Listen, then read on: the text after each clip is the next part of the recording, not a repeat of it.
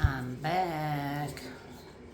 I don't get called to do this very often, but I started uploading the last video and I was instructed to talk about the twin flame journey, specifically to read for the twin flames.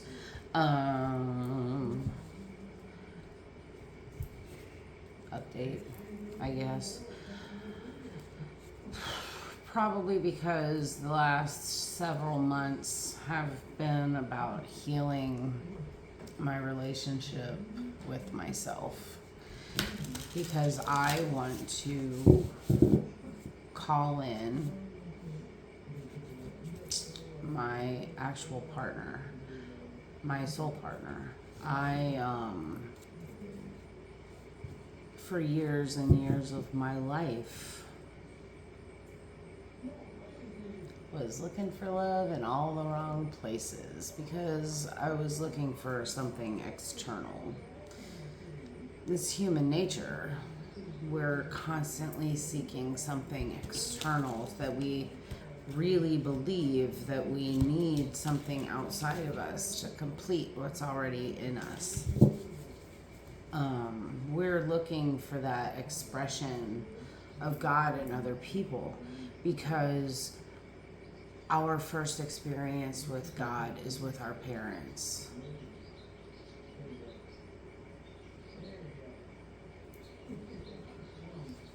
So as we get older and it's time for us to start finding a mate, we are seeking something external when really what we needed to do, just like I talked about in the last reading, is to self-love, healing the heart, recognizing that God is not external, recognizing that we must love ourselves first. The first and greatest commandment. Love God above all else. Everything else will fall into place after.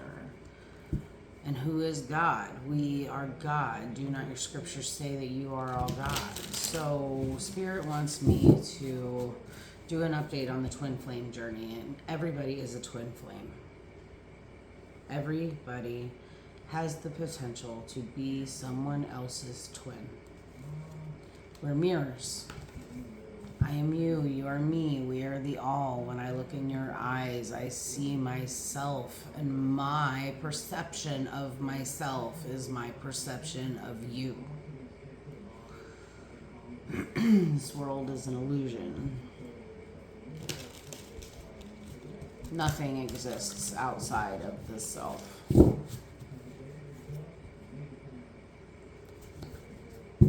Twin flames. The twin flame attraction, very simply put, is when you have yourself into such a healed state, you attract in, because you've completed your Merkaba's spinning.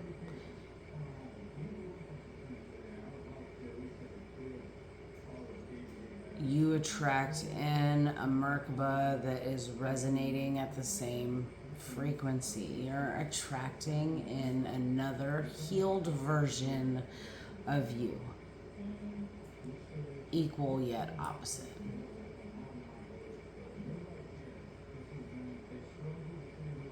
The masculine for the feminine, the dark for the light. We're constantly attracting in the opposite of us so that we can activate that part of ourselves. And twin flames are two people that have activated their wholeness or are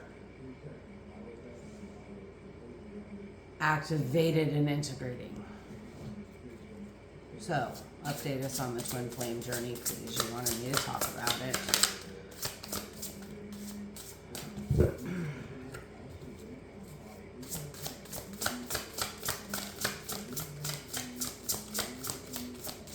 I don't think that you have to be alone for very long periods of time. I don't think that you have to be alone at all. I think that you can heal that part of yourself while within a relationship. I did it. Walking away and separating in order to finish the healing, but still being open to the alignment. We have Feast of Plenty. It says choices and their consequences. Oh, that's interesting. And then we have Moon Maiden, New Beginnings. So we just had a full moon in Capricorn. That full moon in Capricorn, at the bottom of the deck is resourcefulness,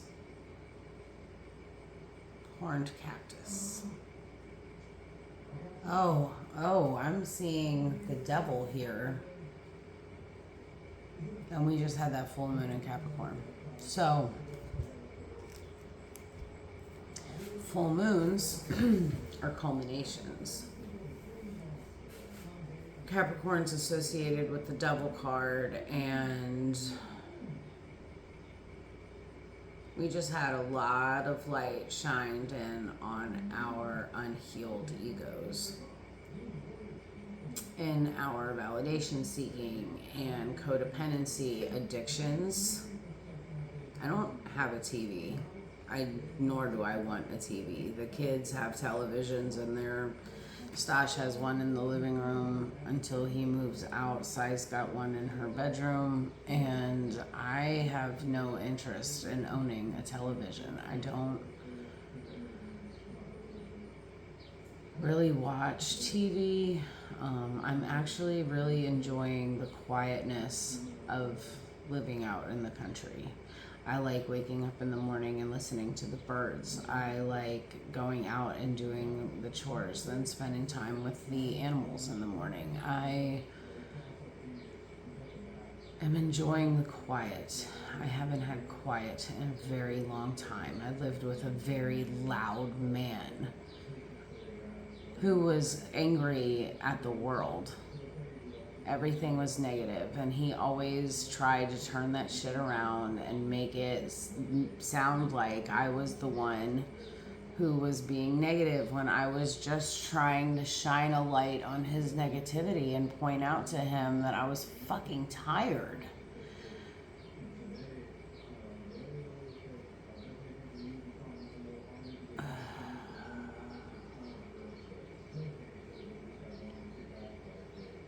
So this full moon in Capricorn just shined a very big light on our shadows.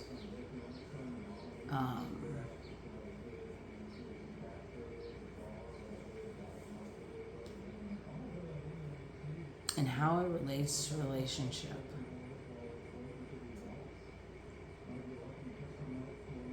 Choices and their consequences, new beginnings, resourcefulness. I get the feeling that, we had to learn a lesson about the things that we went through that made us the people that we are today, and how that's going to affect our choices moving forward, especially in relationship with our partners. Especially in relationship. We have new beginnings, and we have to be aware of the choices that we're going to be making during this new beginning. It is 1 year. So, okay. We have the Knight of Materials at the center of the spread. This is you. The collective, the Knight of Materials, very slow moving but dedicated and consistent.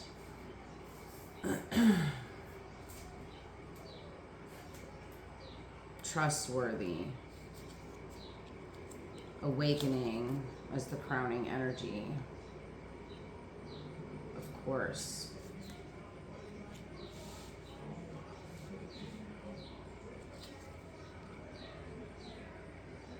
In the past, we have the Queen of Emotions.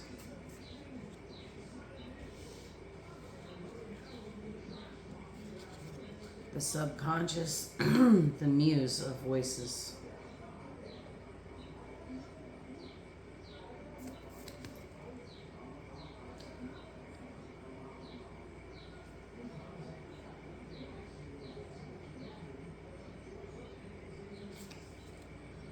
And in the future, the 10 of voices.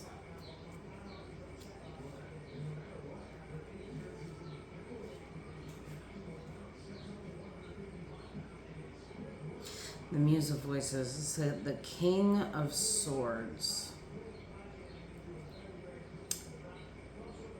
Awakening. Where you're at right now in this journey is you have been consistent. You've been dedicated and hardworking, especially when it comes to your path. You know, you're learning to, you're learning who your audience is and the things that you can say, and you're not throwing,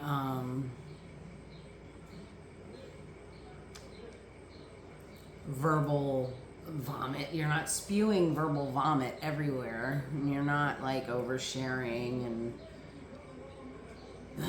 stuff like this. You're just slow and steady wins the race. Like, you know that small choices over time build into big manifestations.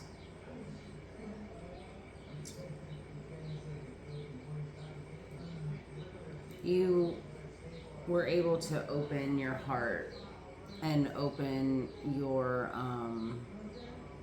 intuition at the same time. So you have been following your path. You've been on it. Balance your masculine and feminine. So you know when you need to take action and when you need to sit back and watch.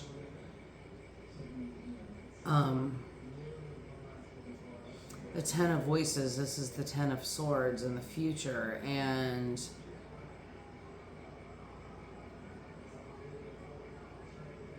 you know, that last sword is the sword that we stick in our own backs, right? But you've got the king, the muse here. You know that.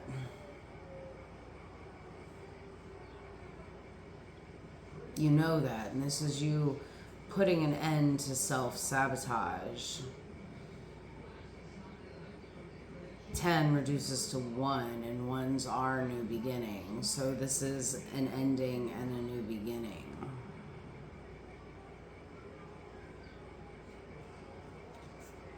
After this, we have the 7 of Emotions.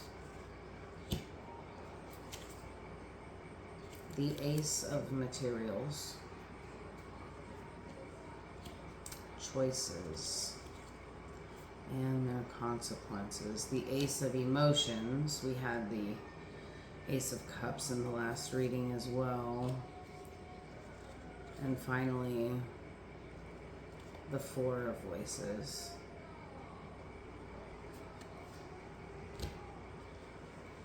The 7 of Emotions.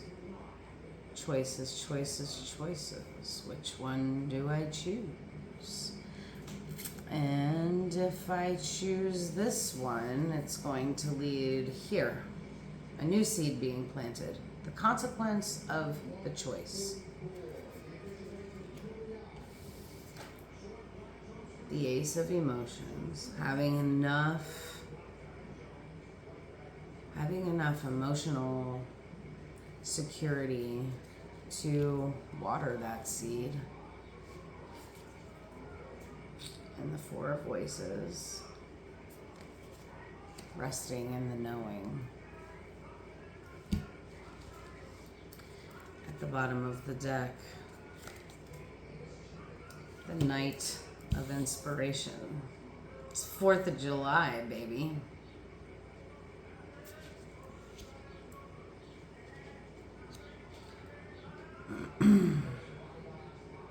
Passion, willpower, freedom. I'm hearing let freedom ring.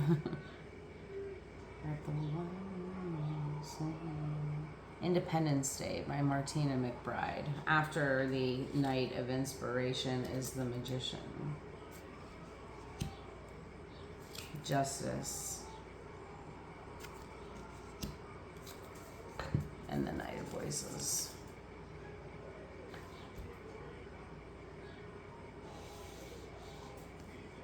Pegasus.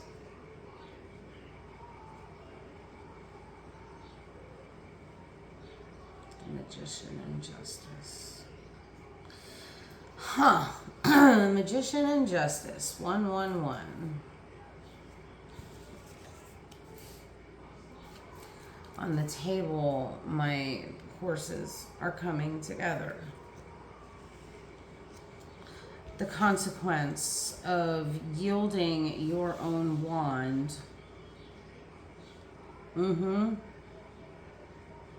The consequence of choosing to recognize that you are the author of this story.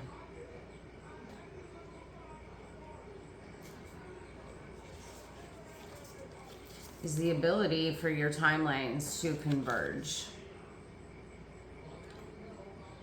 This is all of your timelines collapsing in upon themselves because now you are writing your own story. So what does this have to do with the twin flame?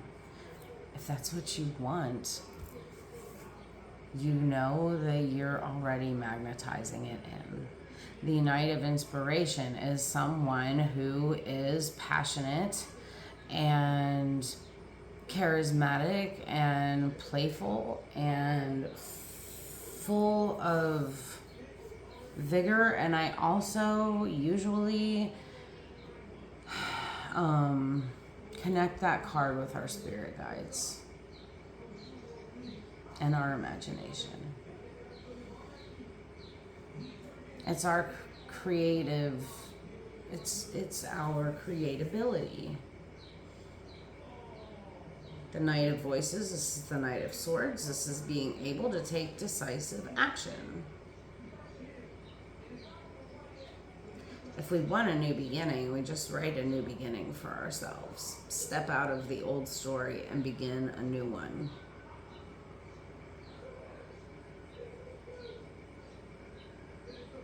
And if your twin flame is something that you want to attract in, just know that you're already doing it because you are already writing your own story. Live your life in such a way that you are following your joy, your passion, your excitement, with no expectation of what the future looks like because you already know what your expectation is. 1808. You already know what your expectation is, so you know what's coming. No expectations, no judgment.